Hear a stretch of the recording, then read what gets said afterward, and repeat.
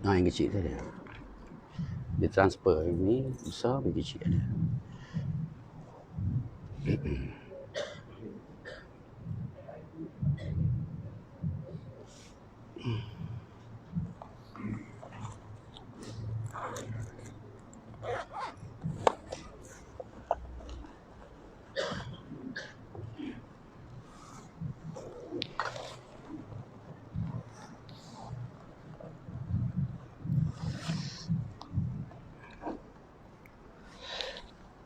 Namanya.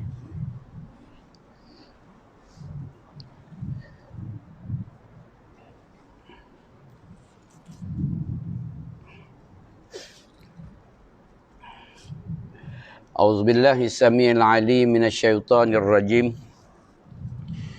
Bismillahirrahmanirrahim. Assalamualaikum warahmatullahi wabarakatuh. Alhamdulillahilladzi khalaqas samawati wal ard.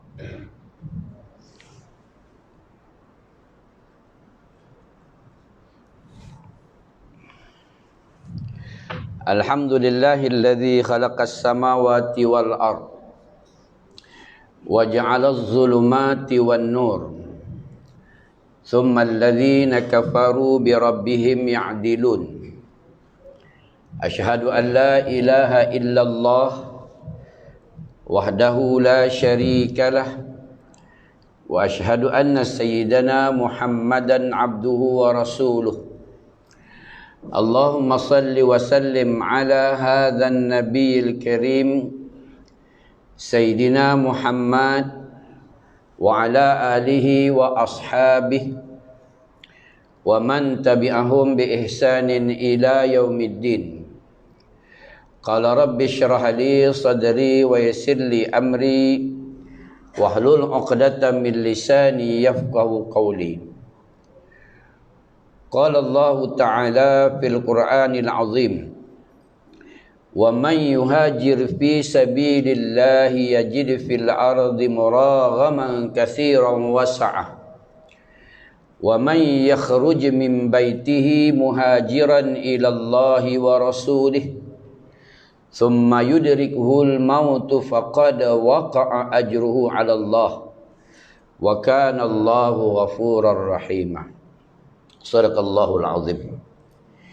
Yang dimuliakan tuan pengerusi majlis yang berbahagia, tuan pengerusi dan barisan saf kepimpinannya, seterusnya tuan-tuan haji, puan-puan hajah, tuan-tuan guru, hadirin dan hadirat, muslimin dan muslimat yang dirahmati oleh Allah Subhanahu wa taala. Alhamdulillah, pertama-tamanya kita rafakkan syukur kepada Allah Subhanahu wa taala di atas kasih sayangnya kita lagi untuk berada di tahun kalender hijrah ini, dan kita gunakan peluang yang ada dan kita memanfaatkan ruang-ruang yang ada untuk terus kita memahami ilmu Allah Subhanahu wa taala, apakah yang tersirat dan tersurat dalam peristiwa hijratul Rasul sallallahu alaihi wasallam. Perbahasan saya pada malam ini menjuruskan kepada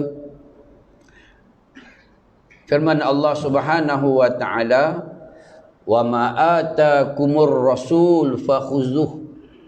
Apa yang dibawa oleh nabi tadi ikutlah. Wa ma nahakum anhu fantahu.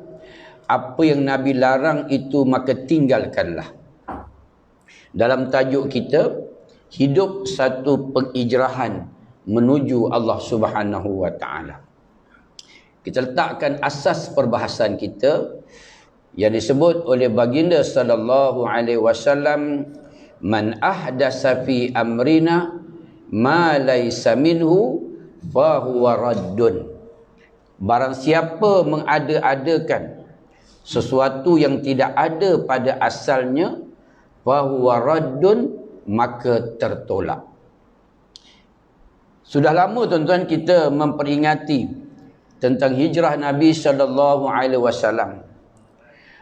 Dan kita, kalau kita amati betul-betul, terlalu banyak penceritaan hijratul Rasul ini berlakunya menambah di dalam dia, yang kadang-kadang sumbernya tidak datang daripada hadis Nabi SAW. Tetapi adakah dia menjadi permasalahan dalam memahami hukum itu? Sebab itu pada malam ni saya bawa laptop, saya nak tunjukkan bagaimanakah yang dikatakan hadis-hadis Nabi. Contoh yang popular dalam masyarakat kita, bila sebut mahal hijrah, dia tak tertinggal cerita serang labah-labah. Betul? Serang labah-labah kan? Kemudian burung merpati. Betul tak? Tuan-tuan tengok lambang hijrah tu, huruf H tu ada tak labah-labah? Ada kan? Tuan-tuan perasan tak pada tahun ni, mahal hijrah peringkat kebangsaan tak ada huruf H tu? Perasan tak tuan-tuan? Tak perasan ni bijaksana ni tuan-tuan. Baik. Sebab berbetulan saya terlibat di dalam mahal hijrah peringkat kebangsaan. Pada tahun ni saya terlibat untuk buat video klip dia dalam masa di 3 minit tu. Tak ada. Dia wire besar pergi HDMI. Tak ada. Dia sambung sini. Tak ada. Okey, tak apa. Benda-benda seumpama ni menjadi popular dalam masyarakat kita. Kita lihat tuan-tuan, yang pertamanya kita kena lihat mengapa Allah Subhanahu Wa Taala memilih Madinah Al-Munawwarah. Mengapa Allah memilih Madinah Al-Munawwarah ataupun Yathrib sebagai tempat berlakunya hijratul Rasul sallallahu alaihi wasallam. Kita tengok itu dulu. Dan apabila kita nak memahami tentang sirah, bila kita nak faham sirah, dia mestilah tuan-tuan, mestilah kita memahami sirah dengan fiqh. Dia sirah saja tak boleh. Sirah mesti dipaham dengan fiqh atau dengan hukum hakam. Baik. Sebab itu tuan-tuan, soalan saya tadi, mengapa Allah Subhanahu Wa Taala memilih Madinah? Disebut dalam hadis daripada Sayyidah Aisyah radhiyallahu taala anha berkata, ketika tiba di Madinah, kota tersebut, kota Madinah, dilanda wabak penyakit, sehingga pada hari itu Abu Bakar dan Bilal mengeluh keadaan itu. Mana Nabi dengar sampai saja di Yathrib, waktu tu tuan-tuan, Bilal dan juga Abu Bakar As-Siddiq dia demam. Mengapa? Sebab untuk maklumat tuan-tuan, negara Madinah ni, negara Yathrib waktu tu ialah negara yang dipenuhi dengan wabak. Penyakit lah. Penyakit dia duduk kat sana. Sebab itu orang tak nak pergi ke Yathrib. Nanti saya ceritakan. Kita tengok di sudut fiqahnya bagaimana. Sebab itu baginda Nabi SAW berdoa dalam hadis Bukhari menyebut, Allahumma habbib ilaina al-Madinah.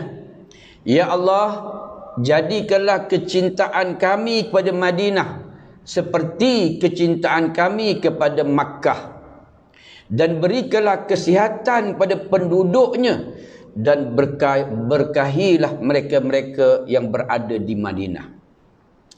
Doa Nabi ini dimakbulkan oleh Allah Subhanahu Wa Taala. Negara yang dipenuhi dengan wabak tu, rupa-rupanya negara itulah yang didatangi oleh baginda sallallahu alaihi wasallam. Itu sirah, belum kait dengan fiqh lagi. Baik. Yang kedua, kalau kita perhatikan peristiwa umrah qada. Umrah qada ni dia berlaku, iaitu sebelum berlakunya hijrah, selepas berlakunya hijratul Rasul sallallahu alaihi wasallam. Saya buat susun galur dia tuan-tuan. Dia punya perjalanan dia. Kalau kita perhatikan betul-betul, 3 tahun baginda Nabi SAW berdakwah secara sembunyi-sembunyi pada usia dia 40 tahun. Kemudian dakwah secara terang-terangan. Tahun ke-6 kerasulan, Nabi berhijrah ke Habsyah. Dan pada masa yang sama tahun ke-6 juga berimannya Sayyidina Hamzah dan juga Sayyidina Umar Al-Khattab radhiyallahu taala anhu. Makna setelah 6 tahun Nabi berhijrah ke Habsyah, barulah masuknya Umar, barulah masuk Islamnya Umar dan juga masuknya Islam Sayyidina Hamzah. Pada tahun ke-7, selama 3 tahun, 7 hingga 10 kerasulannya, 3 tahun lamanya Bani Hashim dipulau oleh orang-orang musyrikin Mekah. Mereka pulau di mana Abdul Muttalib tidak mahu memberikan Nabi Muhammad sallallahu alaihi wasallam kepada musyrikin Mekah. Akhirnya Parlimen Darun Nadwah membuat keputusan kita pulau Bani Hashim. Tahun berapa tuan? Tahun 7 hingga ke-10. Pada waktu itu juga, dalam tempoh 3 tahun, Bani Hashim ni tuan-tuan tak ada bekalan air yang cukup. 3 tahun mereka tak ditegur sapa oleh orang-orang Mekah. 3 tahun lamanya waktu itu mereka juga tidak dibenarkan berniaga sesama mereka. 3 tahun. Tetapi Abdul Muttalib terus mempertahankan Nabi SAW. Dan pada tahun ke-10 setelah tamatnya pemulauan Bani Hashim, maka waktu itu Abdul Muttalib Sayyidul Quraisy waktu itu meninggal dunia.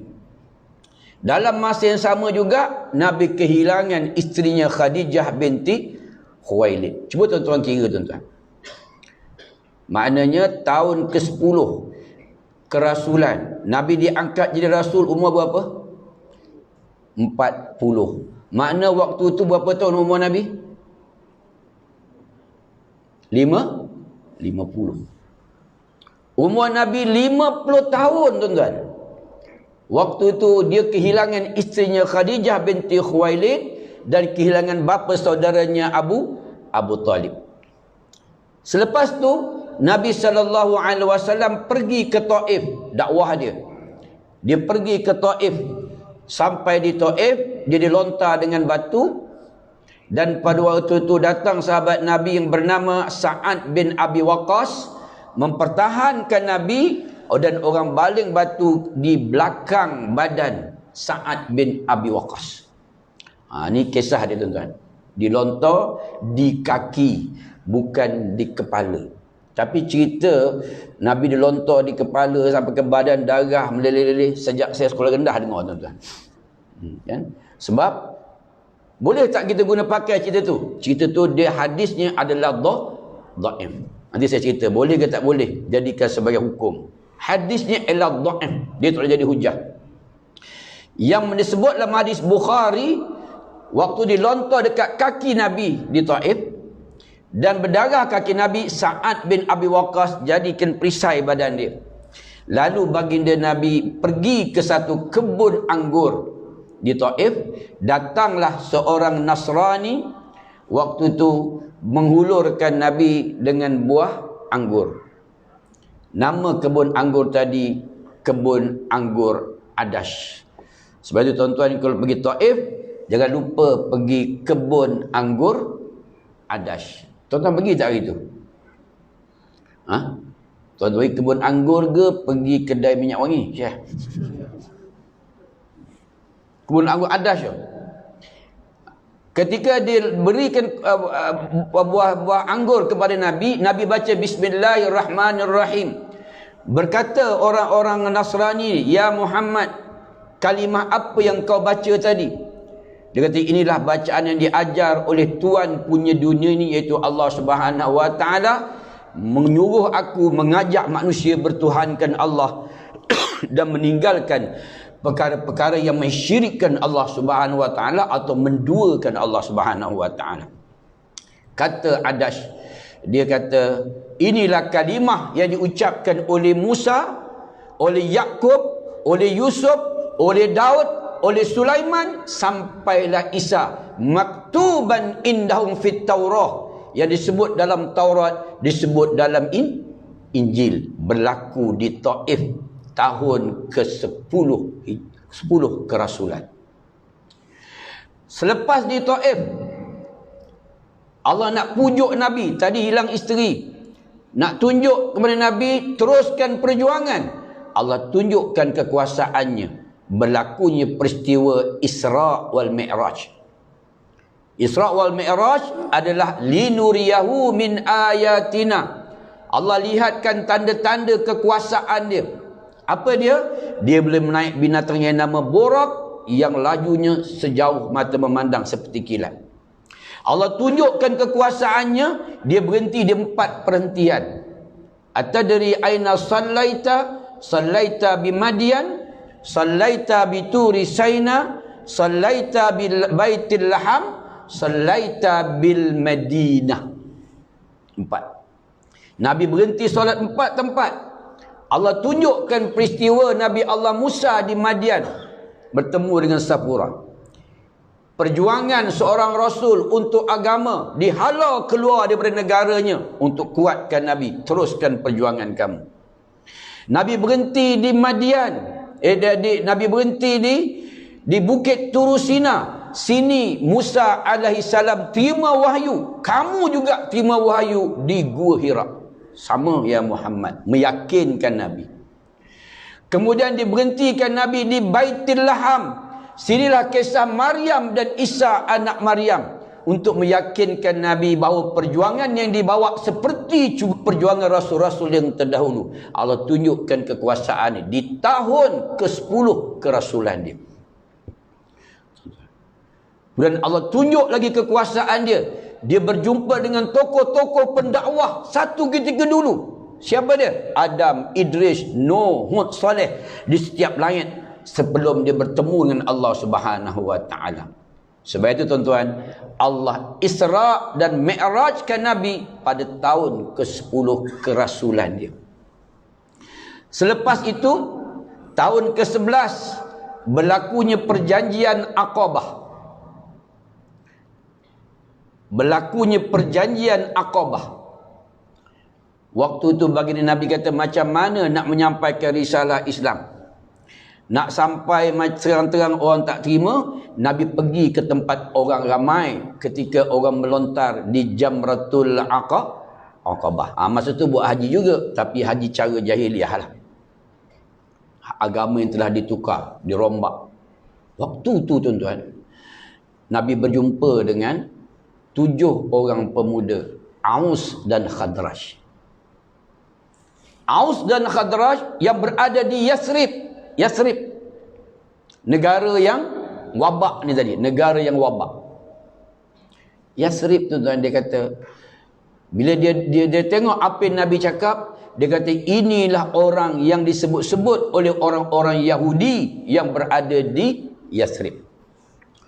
Tuan-tuan, Yahudi yang berada di Madinah pada waktu itu, yang mengawal ekonomi Madinah pada waktu itu, dia berkata kepada golongan Aus dan Khadraj yang berada di Madinah, kamu tunggulah Nabi akhir zaman akan datang. Sebab disebut dalam Taurat, maktuban indahum fit Taurah wal Injil. Disebut dalam Taurat, disebut dalam Injil tanda-tanda kenabian tu. Kata dia, kamu tunggulah Aus dan Khadraj. Besok bila Nabi akhir zaman didatang, dia akan memerangi kamu. Jadi Aus dan Khadraj kata, inilah Nabi yang disebut oleh Yahud wan Nasara, Yahudi yang berada di Mekah. Maka dia ambil peluang, berlakulah perjanjian Aqabah yang pertama. Di mana? Di Mina. Kata dia, bagaimana aku nak janji setia kepada engkau ya Rasulullah, ya Rasulullah? Yang pertama, jangan minum arak. Yang kedua, jangan berzina. Senang kan tuan-tuan? Yang ketiga, jangan membuat fitnah sesama manusia, jangan bergaduh. Disebut berlakunya perjanjian Aqabah. Kemudian berlaku perjanjian Aqabah yang kedua. Dan Aqabah yang kedua, waktu tu mereka bawa lagi golongan Aus dan Khazraj dan akhirnya menerima Islam. Maknanya Nabi dipelawa tuan-tuan untuk datang ke Yasrib. Apa dalam bai'ah dia? Dalam bai'ah dia yang cukup dikenali, iaitu perkataan yang diucap. Dia kata, ya Rasulullah, ni orang Aus dan Khazraj yang buat haji ni, kami akan menurutimu ya Rasulullah dalam apa keadaan sekalipun. Sama ada dalam keadaan susah, kami akan bersama engkau. Sama dalam keadaan gembira ataupun duka cita, kami akan bersama dengan engkau. Dan kami tidak akan menyalahi sesiapa. Kami akan bercakap benar. Dan kami tidak akan takut pada celaan sesiapa dalam berkhidmat untuk Allah Subhanahu wa ta'ala. Itu bai'ah yang berlaku di sebuah tempat yang dipanggil perjanjian Aqabah yang kedua. Tuan-tuan, Nabi dipelawa. Nabi bukan pendatang. Nabi dipelawa. Ingat bai'ah Aqabah pertama dan bai'ah Aqabah yang kedua. Baik. Tuan-tuan, mengapa, soalan saya, mengapa Nabi Allah memilih Madinah Al-Munawwarah, negara yang wabak tadi? Soalan saya, mengapa? Saya bawa cerita dia dulu. Okey.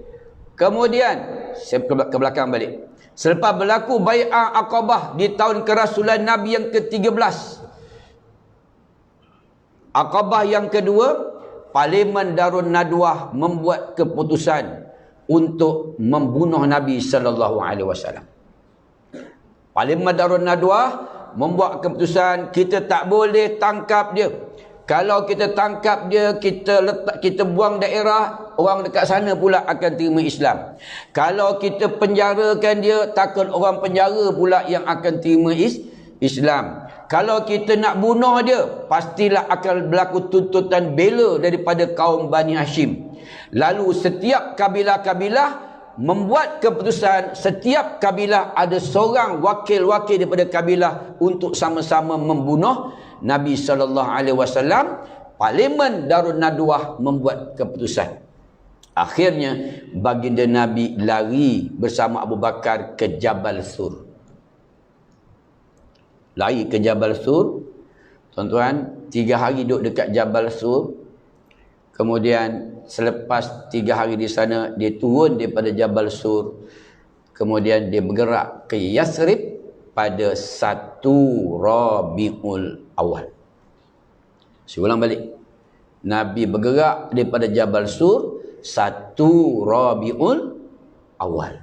Dan Nabi sampai ke Quba 8 Rabiul Awal. Mana hijrah Nabi berlaku pada bila? Bermula pada Safar dan bergerak daripada Jabal Sur 1 Rabiul Awal. Baik. Lagu kita tu betul tak tuan-tuan? 1 Muharram detik permulaan perkiraan tahun Islam hijrah. Betul tak? Ngangguk tidak, geleng tidak ni, betul tak? Saya ulang balik. Orang perempuan lah suka nyanyi geng-geng nasyid, geng marhaban, dengar betul. 1 Muharram detik permulaan perkiraan tahun Islam hijrah. Betul tak? Betul tak? Sebab apa betul? Sebab 1 Muharram ialah kalender yang dibuat pada zaman Saidina Umar Al-Khattab radhiyallahu taala anhu, menjadikan bulan Muharram sebagai bulan yang pertama. Betul? Perpindahan Nabi Makkah ke Madinah. Betul tak?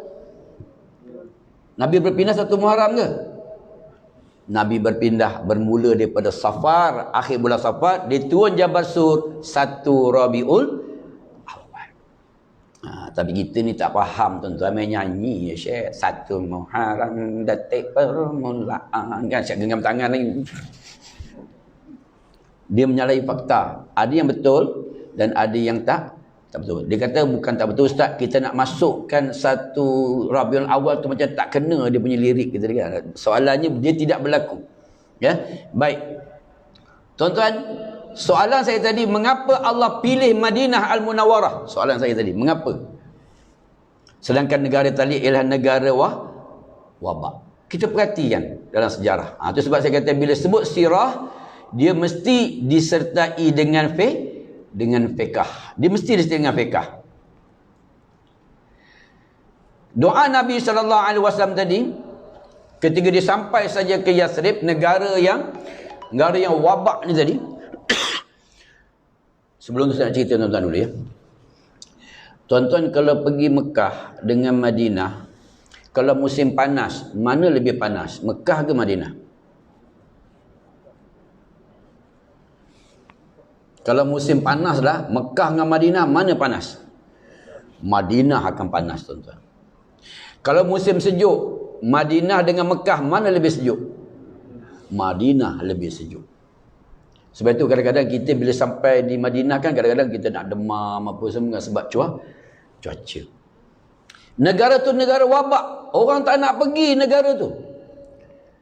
Sebab itu Nabi berdoa. Doa Nabi ni tuan-tuan ni mustajab. Allahumma habbib ilainal Madinah.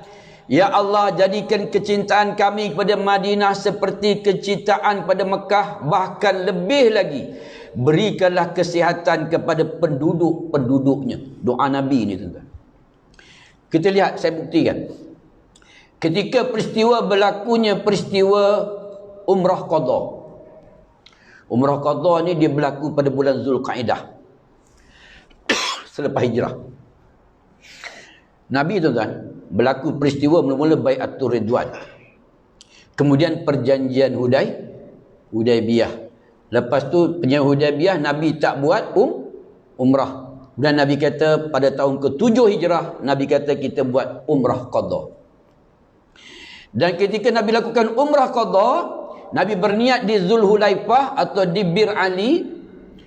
Dia berjalan bersama dengan 2,000 orang. Nabi kata orang yang terlibat dalam peristiwa perjanjian Hudaibiyah jangan sama sekali tak pergi ketika umrah qadha pada tahun ke-7 hijrah. Dan apabila dia sampai saja ke Bir Tuah, baginda Nabi bertalbiyah, labbaik Allahumma labbaik, labbaik la syarika laka labbaik, innal hamda wan ni'mata laka wal mulk la syarika lak. Orang musyrikin jadi gerun dengar suara orang Islam yang bergema sahut menyaut. Kemudian tu mereka kata, orang ni semua tak kuat ni. 2,000 orang ni memang tak kuat. Sebab negeri tu negeri wabak. Yang kedua, dia berjalan kaki tuan-tuan, bawa binatang korban daripada Madinah ke Mekah 400 km lebih. Letih tak tuan-tuan? Letih tak? Tuan-tuan naik bas pun letih je. Bayangkan. Dalam negeri tu negeri wabak, berpenyakit. Dia kata mereka ni semua dah tak kuat, mesti long lie, berpenyakit belaka. Kita boleh perang dia. Jadi sebelum nak perang, kita siasat dulu. Orang musyrikin naik atas bukit di hujun tu. Dia naik atas bukit memerhatikan baginda Nabi sedang bertalbiyah. Sampai dekat Kaabah, Nabi kata kita naklah lakukan tawaf, berlari-lari anaklah pada pusingan pertama, kedua dan juga ketiga. Saya nak tanya tuan-tuan, selama ni tuan-tuan pergi umrah, tuan-tuan berlari anak ke jalan kaki je? Ittiba'ur Rasul, mengikuti Nabi. Nabi kata berlari-lari anaklah. Kemudian Nabi kata ikutilah aku. Maka Nabi pun kata ikutlah aku. Nabi ambil kain ihram dia, dia pun letak belakang, nampakkan bahu di sebelah kanan dia. Maka dia beritibak. Kan kita itibak kan, nampakkan bahu tu. Dia beritibak. Mengapa tuan-tuan? Nabi suruh mereka beritibak. Itibak maknanya mengikuti Rasul sallallahu alaihi wasallam. Ketika orang musyrikin naik atas bukit hujun tadi, dia kata apa? Rupa-rupanya orang Islam ni masih kuat lagi.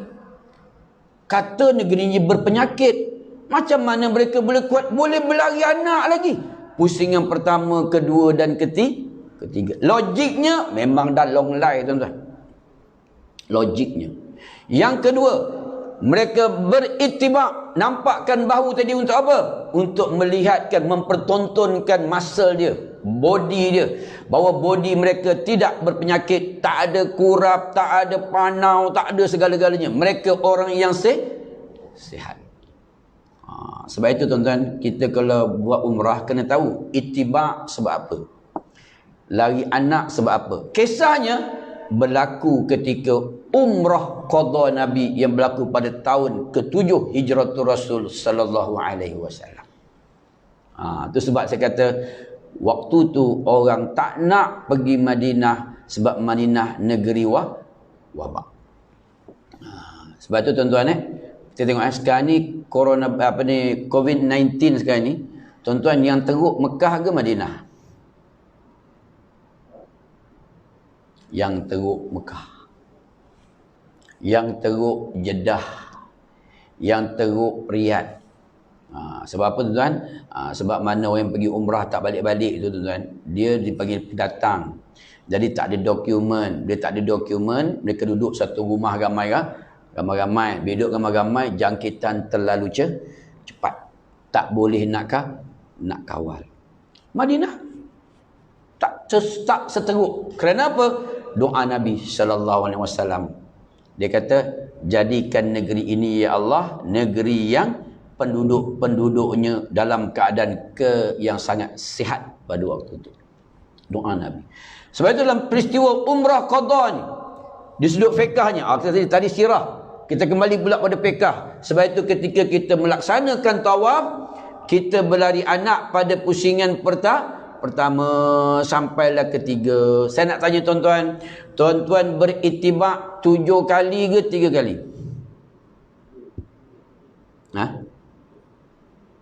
Tuan-tuan kursus haji, tuan-tuan tawaf beritibak nampak bahu tu 7 kali ke 3 kali? 7 kali kan?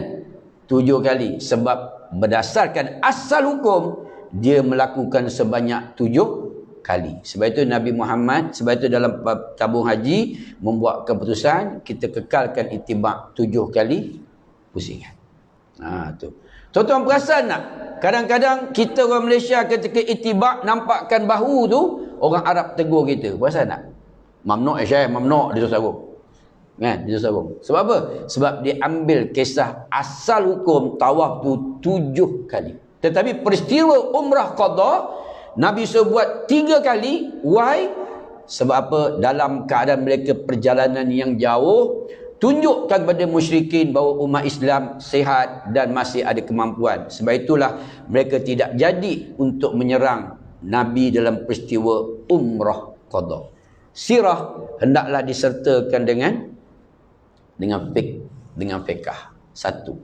Yang kedua, bila sebut dengan nama Hijratul Rasul sallallahu alaihi wasallam, dia tidak boleh lari tuan-tuan. Hijrah itu ialah hijrah untuk memenangkan agama. Hijrah itu adalah untuk memenangkan agama. Bagaimana? Dengan perjuangan dan pengorbanan. Hijrah Nabi berjaya. Apa tujuan Nabi? Untuk memenangkan agama. Tuan-tuan, tengok Bilal Ibn Rabah ketika dia diseksa oleh orang musyrikin Mekah, apa kalimah di mulut dia? Ahad. Sebab apa tak sebut Allah? Sebab apa tak sebut Allah? Sebab tuan-tuan, orang musyrikin mengakui Allah tu ada. Sebab mereka bertalbiyah sebut apa? Labbaik Allahumma labbaik, labbaik la syarika laka labbaik. Hamba-Mu datang menyahut seruanmu ya Allah. Musyrikin, kafir sebut labbaik Allahumma labbaik, dia sebut kalimah Allah. Tetapi Bilal sebut ahad. Sebab dia kata orang musyrikin, masalah dia bukan masalah Tuhan, masalah mereka ialah mereka menduakan Tuhan, mereka menigakan Tuhan. Sebab itu disebut ahad, ahad, ahad. Maknanya hijrah ialah untuk memenangkan agama, memerlukan kepada perjuangan. Perlu ada perjuangan. Dan hijrah itu untuk memenangkan agama, mestilah ada pengorbanan. Perjuangan dan pengorbanan. Sebab itulah setiap Muslim kena ada peranan bagaimana untuk mengikut kadar kemampuan dia. Setiap kita orang Muslim wajib ada peranan bagaimana untuk memenangkan agama Allah Subhanahu Wa Taala. Dalam nak memenangkan agama ni, mestilah ada perjuangan, mesti ada pengorbanan. Dua ni, berjuang dan juga berkorban. Dan setiap orang mesti ada peranan dia mengikut kadar kemampuan dia. Saya ni ustaz, engineer ustaz, apa peranan saya? Kena gunakan peranan engineer dia. Saya ni ustaz, saya pandai buat mastering. Gunakan kehebatan dia buat mastering, mixing. Gunakan untuk agama. Sebab itu tuan-tuan baru ni, ketika Majlis Syafiat Kebangsaan, saya beritahu dengan budak-budak audio, saya nak video ni walaupun 3 minit, dia kena sentuh jiwa orang. Kena sentuh, you kena masukkan efek, you kena masukkan ini. Gunakan kelebihan yang ada pada kamu untuk agama kamu. Tuan-tuan, walaupun 3 minit, saya dah hantarkan tangan video tu. Tuan-tuan, 3 minit, tetapi tuan-tuan, dia boleh jatuh air mata agung tu 3 minit je. Dia baca, wa idh qala Isa ibn Maryam, dan berkata Isa anak Maryam, ya bani Israel, inni Rasulullah ilaikum, wahai bani Israel, aku adalah Rasulullah yang membenarkan agama Taurat, Zabur dan Injil. Dan aku nak khabarkan berita gembira, akan datang seorang Rasul selepas ini, namanya Muhammad. Saya suruh besarkan suara saya tu. Sekejap. Waktu tu para rahib menaiki bukit, lalu berteriak, Nabi akhir zaman telah datang. Nabi akhir zaman telah datang. Saya duduk dekat studio tu, Syekh, naikkan lagi, naikkan lagi, naikkan lagi. Biar benda ni datang dekat jiwa orang. Sampailah ketika Nabi dilontar dengan batu di Kubah. Kita nak dirasa, Syekh. Kena gunakan. Setiap orang kena ada peranan dia untuk memenangkan Islam. Imam, tuan-tuan, imam kita, Syekh, balik kerja pukul berapa tuan? Ni imam kita ni. Daripada Jalan Duta menghadap jam. Kalau logiknya patut tak pergi masjid je. Tapi kerana agama, dia datang juga je. Tuan-tuan, ada peranan dia. Bilal ada peranan dia untuk memenangkan agama.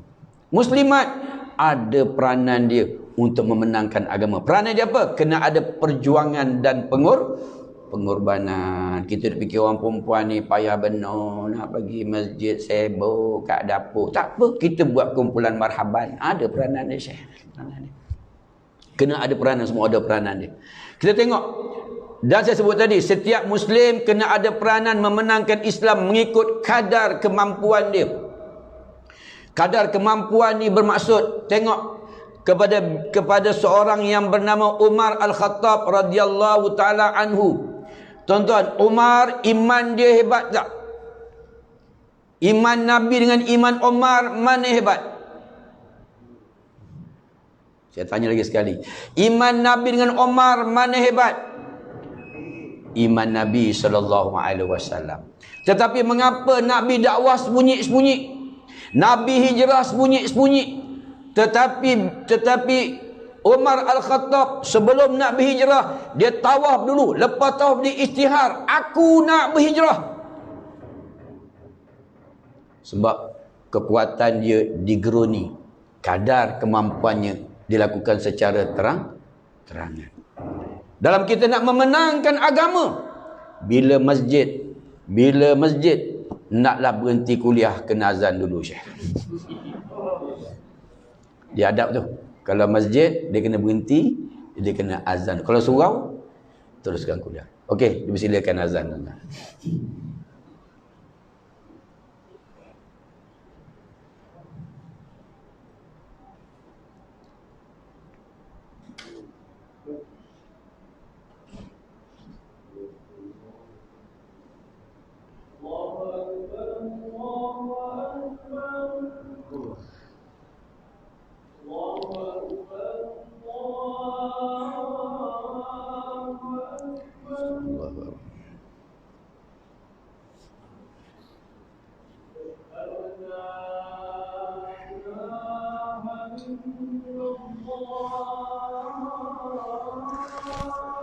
Asyhadu an la ilaha illallah.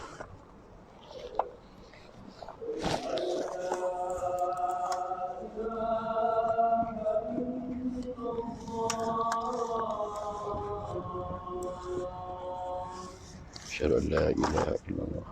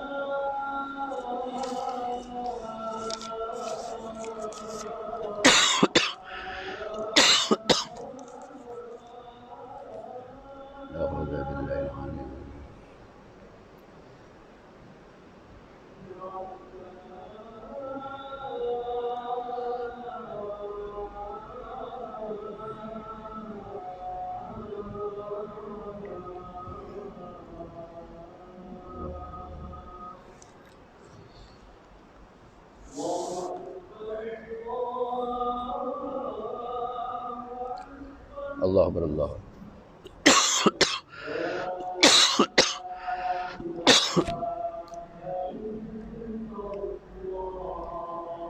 La ilaha.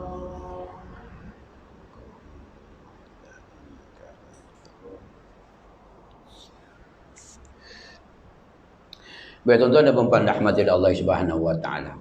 Saya punya perbahasan adalah setiap Muslim kena ada peranan memenangkan Islam mengikut kadar kemampuan dia.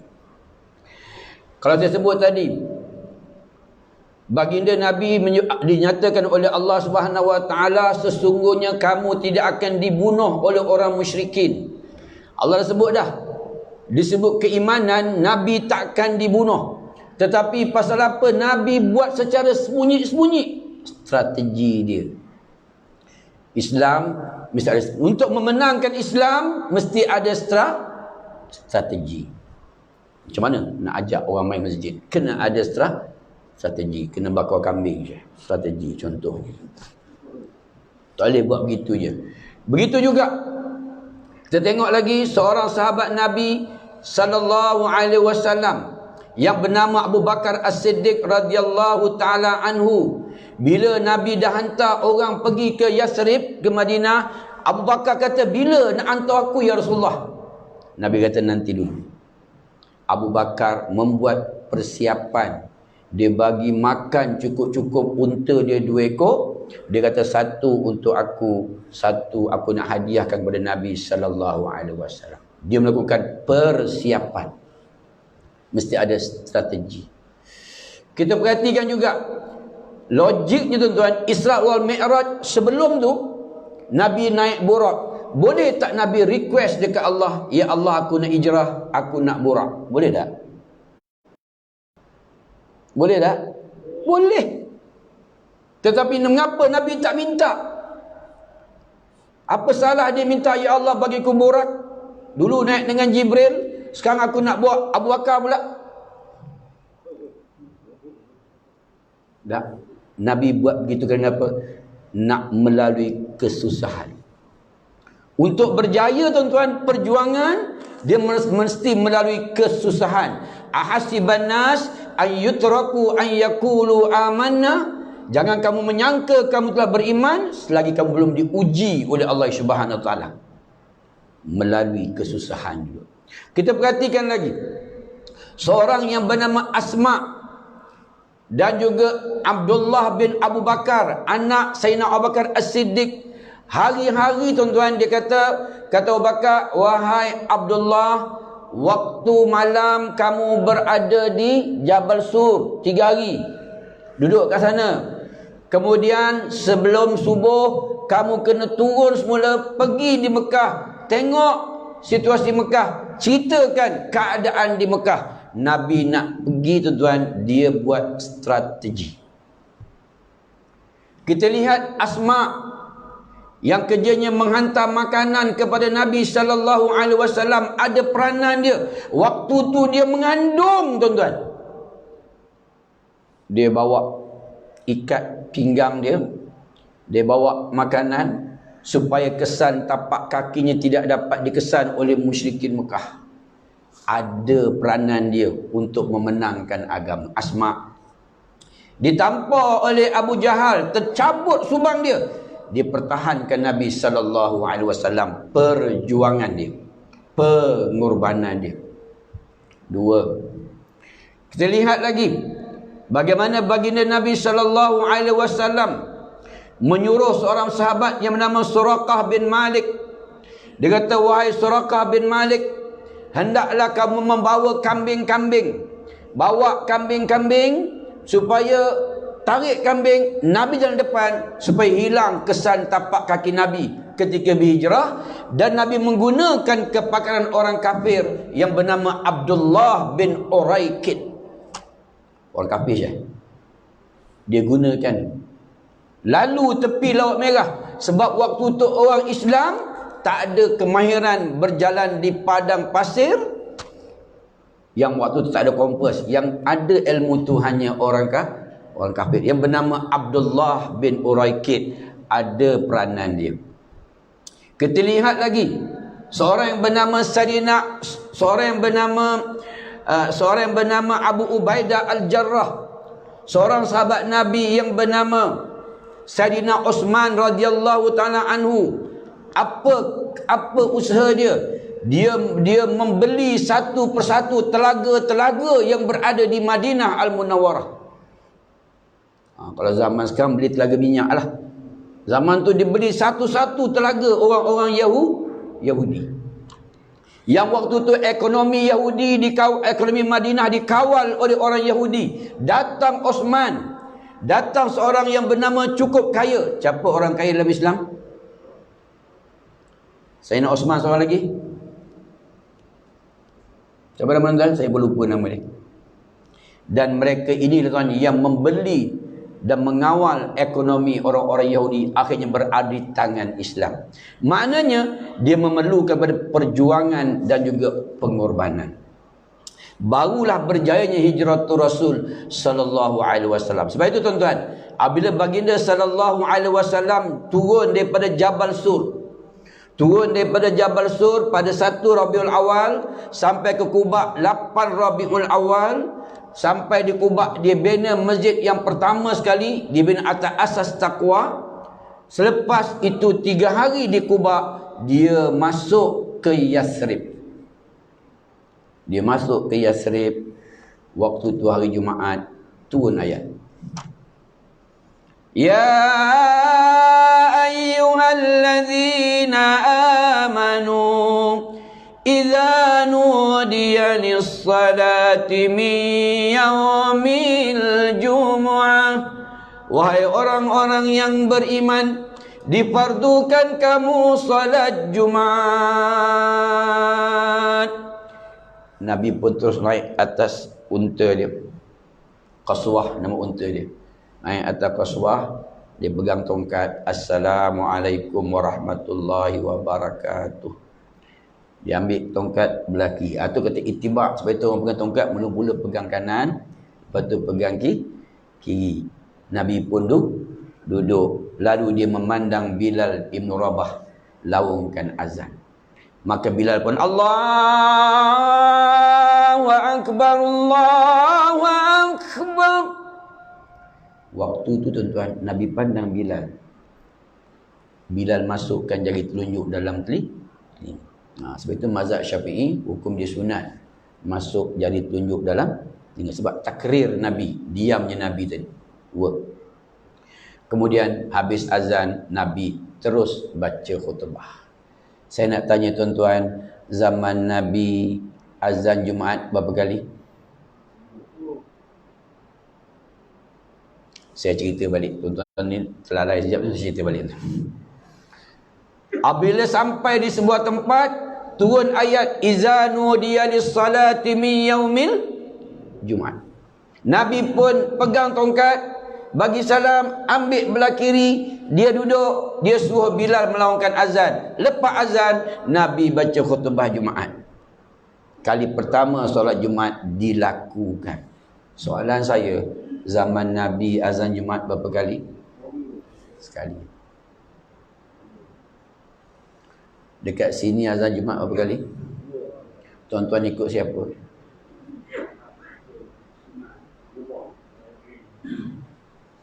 Tuan-tuan ikut siapa? Azan Jumaat berlaku pada zaman Saidina Osman radhiyallahu taala anhu. Sebab keperluan, itu kata fiqh. Zaman Nabi tiada keperluan untuk azan 2 kali. Sebab rumah sahabat semua keliling masjid. Tapi zaman Osman, rumah sahabat dah jauh-jauh. Maka Osman kata kena perlu azan 2 kali. Azan pertama, azan panggil solat. Azan kedua, azan masuk waktu. Perempuan, tu kata sirah kena diletakkan bersama dengan fiqh, tuan-tuan. Keperluan. Saya nak tanya lagi sekali. Tuan-tuan pernah tak azan sembahyang Jumaat dekat Mekah? Pernah tak? Madinah pernah tak? Pernah. Azan pertama ramai orang sembahyang sunat. Saya nak tanya sembahyang sunat apa?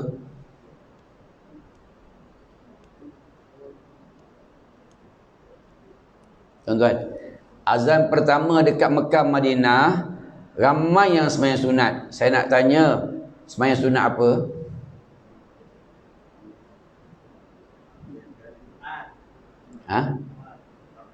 Qabliyah. Waktu belum masuk. Sana azan pertama pukul 11.30. Waktu belum masuk. Tuan-tuan sembahyang sunat apa? Jawapannya kena sembahyang sunat tahiyatul masjid atau sunat mutlak. Tak ada qabliyah. Berbeza di Malaysia. Di Malaysia azan pertama azan apa? Azan masuk waktu. Azan kedua azan baca khutbah. Nampak tak? Sebab kita ikut Nabi waktu tu. Jadi tuan-tuan, situasi berbeza sini dengan Mekah. Berbeza. Contohlah, dekat Pulau Pinang, dekat Perlis, azan Jumaat, azan subuh berapa kali? Perlis 2 kali lagi. Pulau Pinang 2 kali lagi. Selangor ada 2 kali kan? Ada. Azan pertama tu nak sembahyang sunat apa?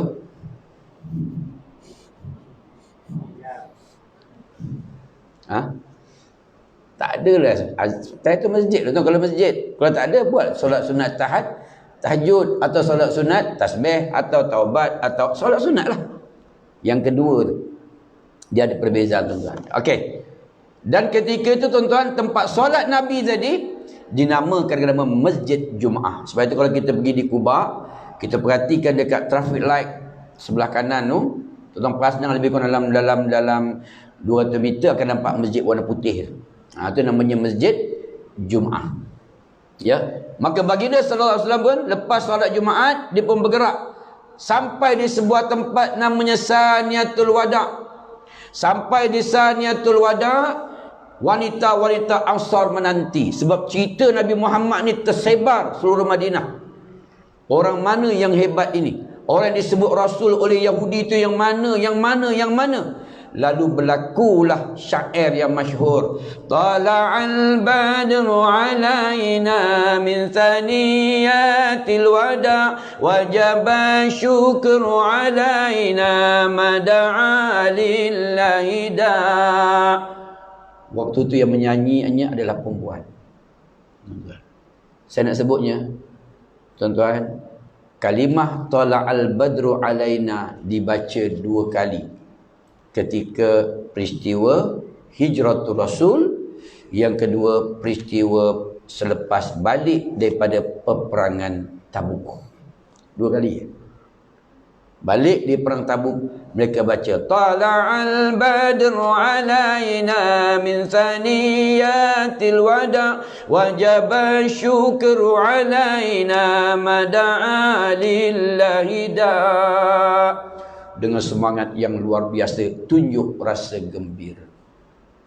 Sebab itu lagu syair Tala'al badru alaina ni kena tunjuk rasa gembira. Jangan buat lagu sedih. Dapat kat Melayu tuan-tuan. Tala'al badrun alaina. Tu sedih benar Nabi datang. Allah sedih. Waktu tunjuk rasa gembira. Tapi orang Melayu janji sedap ustaz. Janji sedap. Menyusuk ustaz. Menyusuk. Kena faham. Kena faham tuan-tuan. Dia panggil uslub yang disampaikan. Menunjuk rasa. Sebab itu orang Arab dia tak tinggal bunyi. Tala'al badru itu style Arab tuan-tuan biasanya. Ya. Sebab itu tuan-tuan, mereka sambut Nabi dengan rasa gembira. Nabi duduk belakang dan Nabi masuk ke Yathrib. Nabi kata di sini ada telaga, di sini ada sumber air. Tempat ini sesuai untuk kita jadikan tempat pentadbiranku. Maka baginda melihat Bilal mula demam, Sayyidina Abu Bakar mula demam. Maka Nabi baca doa ni. Sebab Madinah negeri wabak. Allahumma habib ilayna al-Madinah kahubbina Makkah au asyaddu wa sihha wa barik lana fih. Kata dia. Nabi kata, ya Allah, jadikan negeri-negeri yang bersih daripada wabak, tuan-tuan. Ikut tuan-tuan kita baca. Ni sekarang tengah wabak ni. Allahumma habib ilayna. Ikut. Ilayna al-Malizia kahubbibna ila al-Madinah au asyadda wasihha wa barik lana fih.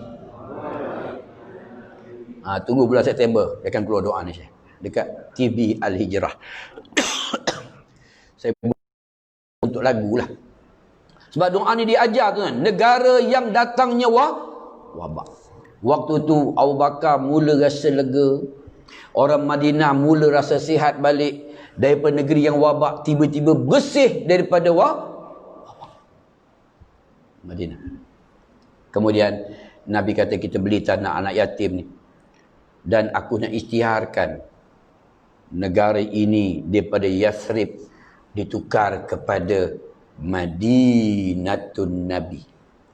Dinamakan Bandar Nabi. Dan waktu itu dinamakan masjidku ini, pusat pentadbiranku, dinamakan Masjidun Nabawi, Masjid Nabi. Saya nak tanya tuan-tuan, mana dapat Madinatul Munawwarah?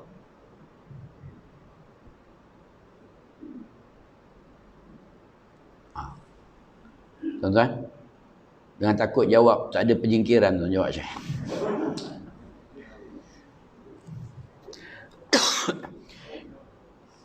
Madinatul Munawwarah dia bermula pada zaman pemerintahan Sayyidina Umar Al-Khattab radhiyallahu taala anhu. Zaman Umar bertukar bandar yang bercahaya kerana dia melihat kesan daripadanya hijrah Nabi, situ pusatnya, dan akhirnya Islam menakluk sepertiga daripada dunia ini. Betul-betul ada perempuan yang dirahmati oleh Allah Ta'ala. Nabi kata, wahai Bilal, kamu pergi dekat Suq Al-Ghadim, pasar lama. Laungkan azan, isytiharkan, inilah pusat pentadbiranku. Nama negeri ini ditukar Yathrib kepada Madinatun Nabi. Maka Bilal pun azan di Suq Al-Ghadim, pasar lama. Allahu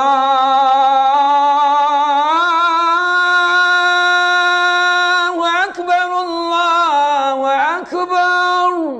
Waktu itu.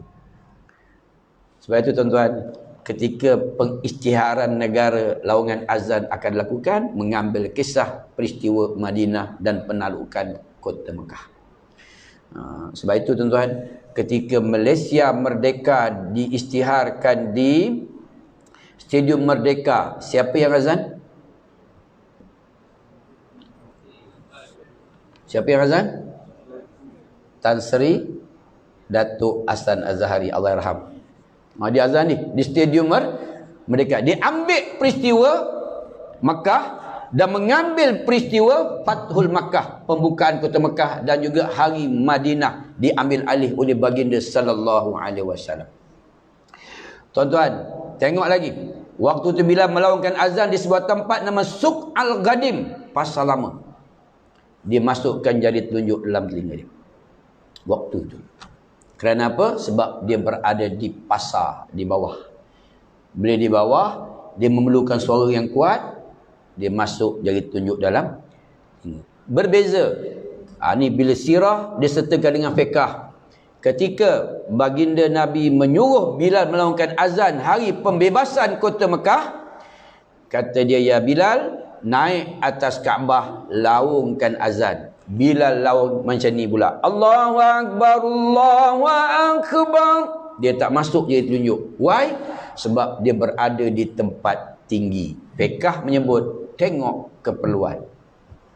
Tapi mazhab Syafi'i kata kalau masuk dapat sunat, tak masuk tak dapat sunat.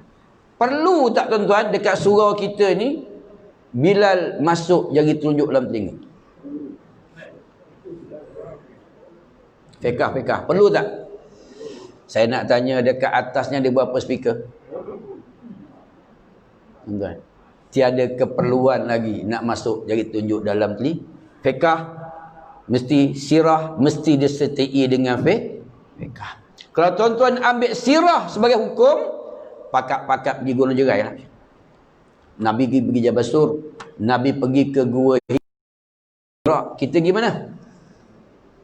Oh, kita kena pergi Ustaz ni, kena pergi kat Gunung Jerai nak ambil hijrah Nabi. Salah saya.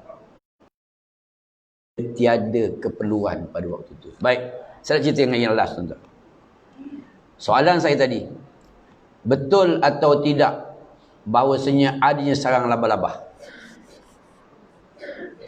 Betul atau tidak Sayyidina Ali bin Abi Talib menggantikan tempat tidur?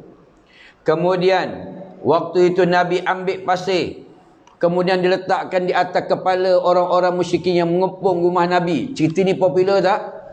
Ayat apa tuan-tuan? Surah Yasin tu. Wa ja'alna min baini aidi. Popular tak? Oh, betul ke tidak?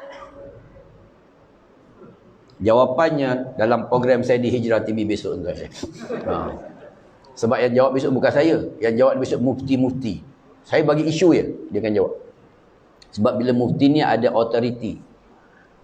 Tuan-tuan, sebab perlunya orang-orang ilmuwan kena betulkan balik masyarakat yang menganggap benda tu betul. Benda tu masyhur, tuan-tuan. Di mana hujahnya? Saya nak sebutnya. Ayat Quran yang menyatakan pasal sarang laba-laba disebut dalam Al-Quran daripada surah At-Taubah ayat 40. Saya ambil terjemahan. Kalau kamu tidak menolong Nabi Muhammad, maka sesungguhnya Allah telah menolongnya, iaitu kaum kafir Makkah mengeluarkan. Sedangkan dia salah seorang daripada dua sahabat ketika berlindung di dalam gua. Pada ketika itu dia berkata kepada para sahabatnya, jangan berduka cita, sesungguhnya Allah bersama-sama dengan kita. Tuan-tuan, ayat ini menjelaskan dalam hadis Nabi SAW. Hadis yang menyatakan waqad kana hijratuhu alaihi salam. Adapun hijrah Nabi berlaku pada bulan Rabiul Awal. Kemudian dikuatkan lagi, dinyatakan dalam hadis yang lain bahawa pada waktu itu ada je binatang yang namanya adalah burung merpati dan sarang laba-laba. Hadis itu menyebut statusnya adalah hadis yang dhaif. Hadis itu statusnya sangat lemah. Bila sangat lemah, dia tidak boleh menjadi hujah hukum. Tetapi ada tak hadis yang menyertai hampir serupa? Ada hadis sahih yang disebut dalam hadis Bukhari, iaitu ra'aitu fil manam, aku telah bermimpi bahawasanya sesungguhnya aku berhijrah ke kota Madinah, dan pada hari itu aku terhalang dan aku melihat kaki-kaki orang yang nak membunuhku pada waktu itu. Ada hadis itu menyebut. Tapi burung merpati je tak ada. Sarang laba-labanya tak ada. Rumusan dia, adakah kita boleh jadikan dia sebagai hujah hukum? Boleh tak? Tak boleh, tuan-tuan. Saya bacakan hadis dia. Faqtasamu asarahu. Mereka kaum muslim menjejaki kaki Nabi SAW sehingga tiba di sebuah bukit. Mereka tercari-cari, lalu mereka telah melalui sebuah gua dan terlihat sarang laba-laba di pintu gua. Hadis ni daripada Syekh Shu'aib dan dia menilai hadis Ahmad ni sanadnya adalah dhaif. Hadis ni lemah. Mengapa hadis ni lemah? Kerana tuan-tuan, yang meriwayatkan hadis ni dikenali sebagai orang yang suka berbohong. Siapa dia? Syuaibah.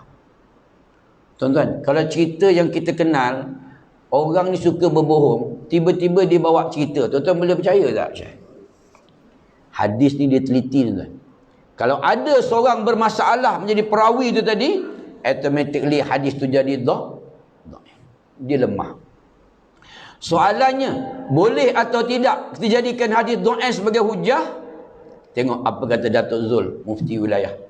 Dulu mufti wilayah, sekarang dah menteri dah. Dia kata, saya ambil kata-kata dia. Setelah melihat pendapat-pendapat di atas, kami lebih cenderung kepada pendapat yang mengatakan bahawa kisah sarang laba-laba ini sabit ada, sebagaimana ia dinyatakan oleh Al-Hafiz Ibnu Katsir dan Al-Hafiz Ibnu Hajar Al-Asqalani daripada mazhab Syafi'i, dan disebut dinukilkan dalam kitab-kitab sirah, walaupun kebanyakan hadis mempertikaikan kewujudan kisah ini disebabkan ia adalah dhaif. Itu Datuk Mufti, menteri kita kata. Tambahan pula, perkara ini melibatkan sirah. Kena faham ni, saya ulang balik. Tambahan pula, perkara ini melibatkan sirah, maka sirah ni tidak ada kaitan tentang hubungan ibadah dan tauhid. Tuan-tuan, cerita ni tak ada kait dengan akidah. Ada kait ke sarang laba-laba akidah? Tak ada. Sarang laba-laba dengan burung pati ada kait dengan tauhid tak? Tak ada. Ada kait dengan fiqh ke? Ibadah ke? Tak ada. Bila tidak ada, boleh kita gunakan sekadar pengajaran semata-mata. Sekadar pengajaran semata-mata. Kerana apa? Kerana tuan-tuan, Nabi Allah Musa alaihissalam apabila berdakwahnya, banyak diambilkan kisah-kisah yang terdahulu sebagai pengajaran saja. Walaupun sumbernya adalah sumber yang tak sah. Sebab tuan-tuan, waktu zaman Nabi Musa tu ada kitab-kitab suhuf yang telah tukar. Nabi Allah Isa, dia nak cerita pasal Taurat. Taurat pun dah tukar jadi Talmud. Sebagai pengajaran hukum dia boleh. Conclusion dia, cerita pasal Nabi letakkan pasir atas kepala ketika Saidina Ali menggantikan tempat tidur, hadisnya dhaif. Tetapi sekadar menjadikan pengajaran saja, hukum dia boleh. Tapi kalau kita kata hadis, man ahdasa fin amrina ma laisa minhu fahuwa raddun. Barang siapa mengada-adakan sesuatu yang tidak ada pada asalnya, fahuwa raddun, maka tertolak. Jadi tuan-tuan dan puan-puan rahmati Allah Subhanahu wa taala, apa conclusion saya pada hari ini? Conclusion saya dengan tajuk yang diberikan kepada saya pada hari ini, iaitu hijrah kita ni bukan hijrah berpindah seperti berhijrahnya Rasul sallallahu alaihi wasallam. Sebab tu saya letakkan mula-mula tadi, iaitu kita kena melihat sirah mesti dikaitkan dengan fiqh. Sirah mesti dikaitkan dengan fiqh sekali, dengan serentak. Sebab itulah bila kita bicarakan dalam kita memahami hidup satu pengijrahan, mana kita mesti ada 3 tadi tuan-tuan. Apa dia? Apa dia tadi?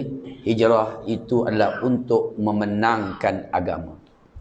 Jadi untuk memenangkan agama mesti ada perjuangan dan mesti ada pengorbanan. Sebagaimana cerita Asma, Sayyidina Umar, dan walau bagaimanapun kita nak memenangkan agama tadi, hendaklah kita mesti ada peranan mengikut kadar kemampuan yang ada pada kita. Kalau cikgu, cara cikgu. Kalau polis, cara polis, kadar kemampuan dia. Kalau saya sebagai orang dulu dalam dunia seni, saya terpaksa menggunakan gitar, saya terpaksa menggunakan keyboard, sekadar huruf saja, tak lebih-lebih tuan-tuan. Kerana nak menyampaikan sedikit risalah Islam, kena ada peranan. Bukan ustaz saja saya, semua orang kena ada peranan untuk memenangkan agama. Jadi tuan-tuan dan puan-puan, yang dirahmati oleh Allah Subhanahu Wa Taala, bila kita ada peranan, jadi kita kena buat sesuatu bagaimana untuk menyemarakkan kepahaman Islam kepada seluruh yang berada di kawasan kita. Kita kena lihat bagaimana untuk menarik remaja-remaja, kena ada peranan dia. Bagaimana nak tarik orang-orang pencen, kena ada peranan dia. Bagaimana nak menarik orang-orang yang pandai masak, dia ada peranan untuk memenangkan agama, dan dia memerlukan sedikit perjuangan dan juga pengorbanan. Jadi tuan-tuan dan puan-puan rahmati oleh Allah Subhanahu Wa Taala. Conclusion saya tuan-tuan, apa saya nak sebut, saya tak ada cerita panjang pada malam ni. Tuan-tuan boleh menontonlah di setiap hari di Hijrah TV dalam program Ittiba'ur Rasul, mengikuti Rasul. Dan saya mengambil hukum-hukum yang selalu salah faham berlaku dalam masyarakat. Maka ia akan menjawab isu ni, sirah ni dengan hukumnya daripada orang yang ada authority.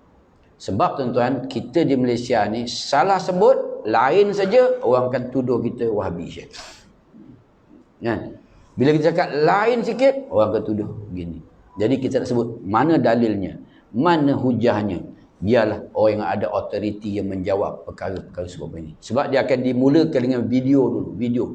Kisah-kisah Rasul ni saya ambil, saya kompres dia, jadikan cerita. Daripada cerita tu akan dijawab oleh para guest kita nanti di kalangan para mufti. Semua yang mufti ni ialah pertama mufti wilayah persekutuan, yang kedua mufti Timbalan Mufti Negeri Selangor, yang ketiga Datuk Zul, yang keempat imam besar Masjid Besi, orang yang ada autoriti, dan juga mufti Terengganu, orang-orang yang ada autoriti untuk menjawab hukum-hukum.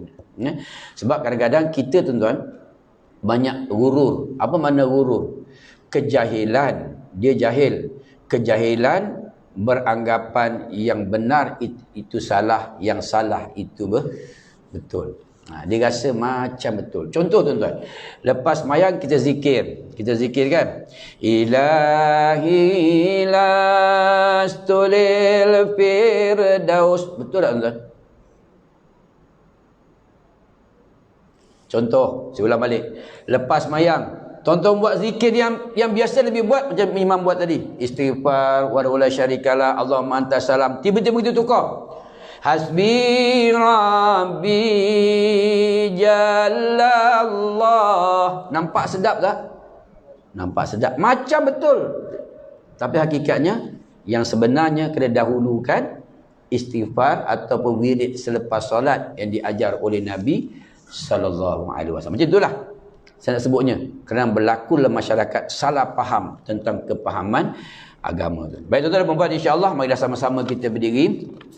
Kita akan membaca lagi sekali ataupun suatu syair yang diucapkan ketika di Saniyatul Wada' dan juga ketika balik daripada peperangan Tabuk, iaitu Tala'al Badru Alaina. Insya-Allah sama-sama berdiri.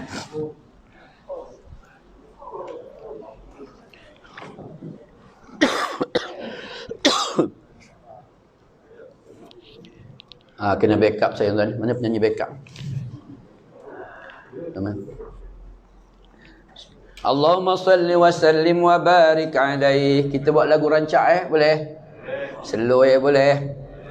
Tala'al badru alaina min thaniyatil wada' wajaba syukru alaina mada'a lillahi da. Tala'al badru alaina min thaniyatil wada' wajaba syukru alaina mada'a lillahi da. Ayyuhal المبعوث فينا جئت بالأمر المطاع أنت غوثنا جميعا يا مجمل الطباع طلع البدر علينا من ثنيات الوداع وجب الشكر علينا. Tuan-tuan tak macam orang suka pun. Lagi sekali tuan. Tala'al badru alaina min saniyatil wada wajaba syukru alaina mada'a lillahi da marhaban ya marhaban marhaban ya Rasulullah marhaban ya marhaban marhaban ya nurul aini tala'al badru alaina bisaniyatil wada وجب الشكر علينا ما دعا لله دا صلى الله عليه وسلم صلى الله على محمد صلى الله على محمد صلى الله عليه وسلم صلى الله على محمد مرحبا يا مرحبا مرحبا يا رسول الله مرحبا يا مرحبا مرحبا يا نور عيني مرحبا يا مرحبا يا رسول الله مرحبا يا مرحبا ya nurul aini yang ada dua cahaya iaitu Mekah dan juga Madinah. Sallallahu ala Muhammad sallallahu alaihi wasallam. Sallallahu ala Muhammad sallallahu alaihi wasallam. Tala'al badru alaina min thaniyatil wada'i wajaba syukru alaina ma da'a lillahi da'i. Tala'al badru alaina min thaniyatil wada'i wajaba syukru alaina ma da'a lillahi da'i. Marhaban ya marhaban marhaban ya marhaban marhaban ya nurul aini marhaban ya marhaban marhaban ya Rasulullah marhaban ya marhaban marhaban ya nurul aini. Allahumma salli wa sallim Allahumma salli wa sallim Allahumma salli wa sallim wa barik alaihi. Allahumma salli ala Muhammad. A'udzubillahi minasyaitonir rajim. Bismillahirrahmanirrahim. Alhamdulillahirabbil alamin. Wassalatu wassalamu ala sayyidina Muhammad wa ala alihi washabbihi ajmain. Allahumma ya hayyu ya qayyum. Allahu la ilaha illa wal hayyul qayyum wa anatil wujuhu lil hayyil qayyum. Allahumma habib ilayna al Malaysia. Allahumma habib ilayna al Malaysia. Allahumma habib ilayna Malaysia kahabibna bi Makkah kahabibna bil Madinah aw ashadda wa sihha wa barik lana fi wa barik lana fi wa barik lana fi. Allahumma syafa'anna ya Rabbi minal bala la khala wa la quwwata illa. Allahumma syafa'anna ya Rabbi minal bala wal waba wal qada wal fahsya'i ma la yashrifu ghairu. Allahumma daf'anna ya Rabbi minal bala wal waba wal qada wal fitnah ma la yashifu ghairu. Wa sallallahu wasallam ala sayyidina Muhammad wa ala alihi wa sahbihi wasallam. Walhamdulillahi rabbil alamin. Taqabbalallahu minna wa minkum.